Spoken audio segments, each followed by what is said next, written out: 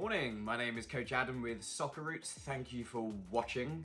I had a question on why I am obsessed with growth mindset and positive psychology in Soccer Roots and why I really wanted to have that as part of my program.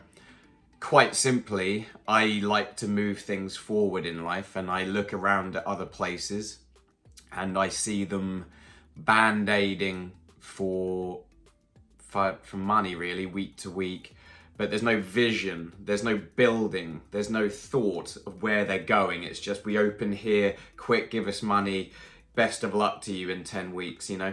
I never wanted that. I love soccer, I want to build.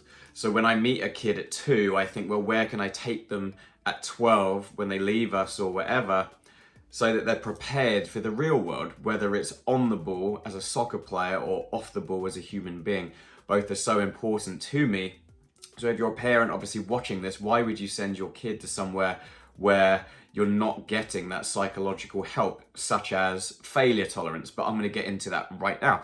So the reason why I talk about positive psychology and growth mindset is, look, we all have problems, right? We all have fears, we all have wants, we all have dreams, we all have kind of lack of knowing every single thing in the world. So having a coach there to help you literally on the field as a child is amazing. Now you see what I do with Soccer Roots. I like to staff more coaches because I think that gives a better interaction and a better way for kids to feel comfortable within the structure that we have. So the very first thing that a growth mindset versus a fixed mindset, or just versus a place where they don't care about this. You score a goal, maybe they high five you or clap you, but we're so much better than that now. It's not 19 whatever, right? We're better. Now we know about how to talk to people. And if you're not kind of going and instilling this in your child, or you're not taking them to a place where this is done, then honestly, you should be doing better. And I mean that with love. But these places don't care. They just don't care. I've met them all. They don't care. They want your money. Do they care about your kid playing for Barcelona? No. Do they care about your kid even being able to push through adversity? I don't know. Probably not. I do, and my company does, and I can only ever speak for my company. And what we do is obsessed with this. So, the very first thing, it encourages new things in children, right? Which is very important. Fear of leaving a comfort zone. I think if you're watching this as an adult, you'll even be thinking, yeah, I like to stay in my comfort zones. Well, of course you do, because it's secure and our ego is there to protect us literally from being terrified of things. So a growth mindset says, look, let's not be afraid of trying new things. And especially when you're a child, this is so key to encourage. And look, not everybody's going to come to Soccer Roots and be a natural player. Of course they're not. I'd say maybe 5% of kids turn up and take to it. Everything in life is about working, pushing through, and just failing. Growth comes from failure. So that's a huge thing we focus on. The next thing after encouraging new things is removal of the fear for asking for help. Now, with a positive outlook on psychology or a growth mindset, we want children and we want people to not live in this antiquated, I'll do it, I'll figure it out, because you won't. And you'll shut down and you'll get lazy, or you'll stay in a comfort zone and you'll never grow and you'll never get to where you wanted to be as a human being. Truth. So at Soccer Roots, we really want to encourage children to remove that fear for asking for help. You'll hear me say it all the time. Put your hand up if you need help. Don't be afraid to ask for help. Failure equals growth. And these are huge things to push. The next thing, focus on improvement and not on your comfort zone, okay? So even if you're getting to the field and you're seeing your child improve in just one area, I'm talking 0.1%. Not that they turn and they speed and they dribble at 100 miles an hour. No. This is after years. 1% improvement or 0.1% improvement each week. Did they even take to the field? Did they engage in a social group? Did they listen? Did they quickly return from their water break? There's a million tiny things that you should be looking for as part of socialization. If you're not looking for these, please start looking for them. I see all of them. So when parents go, they're not really taking to it. I'm like, firstly, you've been here for 10 weeks or 20 weeks. You go and learn a language in 20 weeks, come back, tell me if you're fluent. Not possible. So we want to encourage children to persevere and not enable it from your generation and from your parents' generation, people who just allow you, no, no, no. No, no, no. If they are shutting down now, you tell them, no, this is it, guys. This is part of life. We push through and we finish.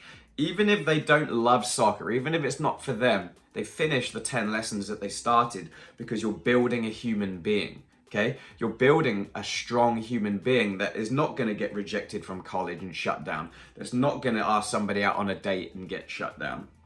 This all starts now. And the longer you leave it and the longer you keep them in an early stage of their childhood development mentally, and as opposed to allowing them to blossom through the stages, you're not going to get results. And then you'll turn around in a few years and think, what happened? Why are they not?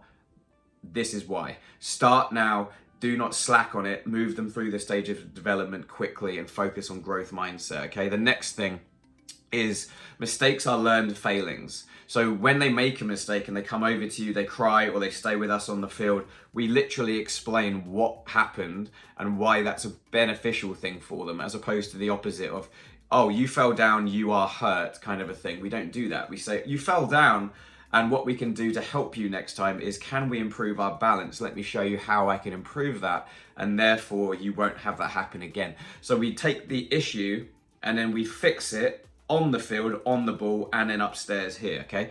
So, and then the final one, the biggest one of all time, if you haven't heard me mention this, you haven't watched enough of my videos, you should be watching them, because this is just like free therapy effectively every single day. Failure tolerance. Let me say that to you again. Failure tolerance. If you aren't working on this with yourself and with your children every single day, you are failing, because the biggest sin that I've noticed in thousands, God knows how many families I've met in my time, 100,000 maybe. The biggest sin is that they do not push through this failure tolerance, okay? It doesn't matter if you're the greatest player in the world. I've got a kid on Sunday, amazing young guy, 6, 7 years old. It's starting to hit him now, the concept of, can I win every single game, or will I lose, or will I draw? Doesn't matter. What matters is your individual performance and your ability to bring 100% each week and improve each week. That's all that matters. Am I a good team player, and am I improving myself? If we start to allow it, even if it's 1%, and this is why being a parent is the hardest thing in the world, brain surgery is a piece of cake in comparison, because you can't let it slip. Even for 1%, if you let something sneak into a child's brain, 1%, even 0.1%, that thing starts to bury itself, internalize, and spread its wings. Stop it. If you see a kid who's struggling with, oh, we lost this week, instantly get into their ear. Doesn't matter. At Soccer Roots, we deliberately created an environment where we're an entire team who want to play in individual kind of matchups each week, but we're still Soccer Roots, rather than driving to play a rival team who genuinely have created this hatred, because that's what sports is, right? It's competition.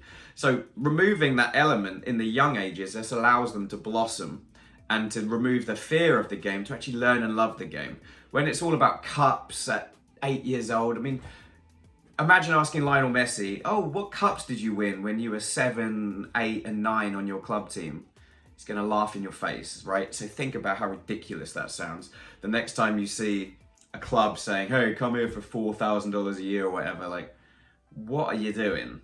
Drive to Sacramento, drive to sit on the beach. No, you've got so long to do all that.